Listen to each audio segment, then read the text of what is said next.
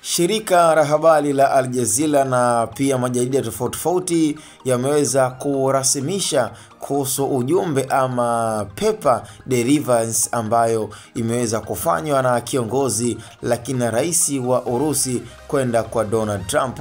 Na kwa mujibu wa paper deliverance ambayo imeweza kufanyika kutoka Urusi kuelekea nchi ya Marekani ni kwamba mpaka hivi sasa Russia imeweza kuingia katika makubaliano na nchi ya Iran kwa lolote litakaloweza kutokea.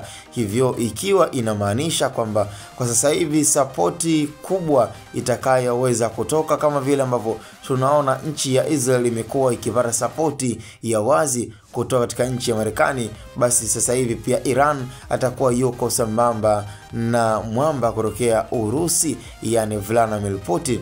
Hii ni wazi na ndio maana hofu imeendelea kutawala sana.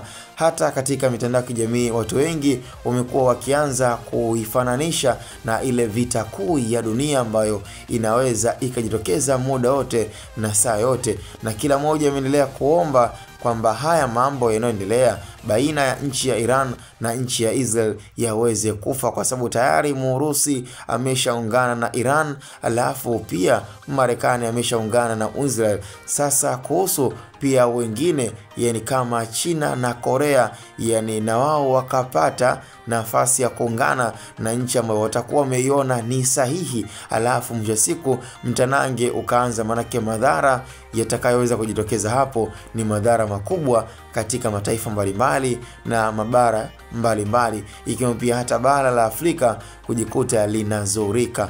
Kwa hiyo ni taarifa ambayo imeonekana pia kuwaacha midomo wazi wadau wengi sana ambao wamekuwa kifuatilia hiki kinachoendelea kuhusiana na nchi ya Iran kwa mwamba Ayatollah Khamenei, pamoja pia na kwa Benjamin Netanyahu ambaye ameonekana pia naye kupata nguvu kazi kutoka kwa Donald Trump.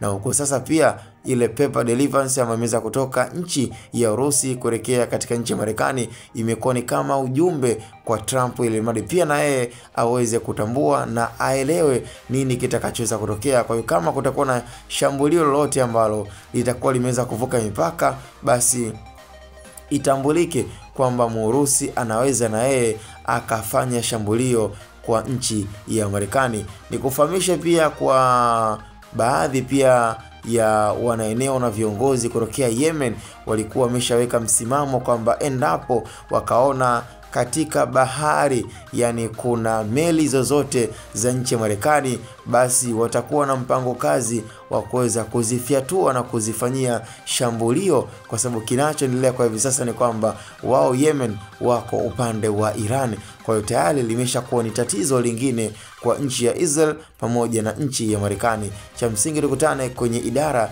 ya military section.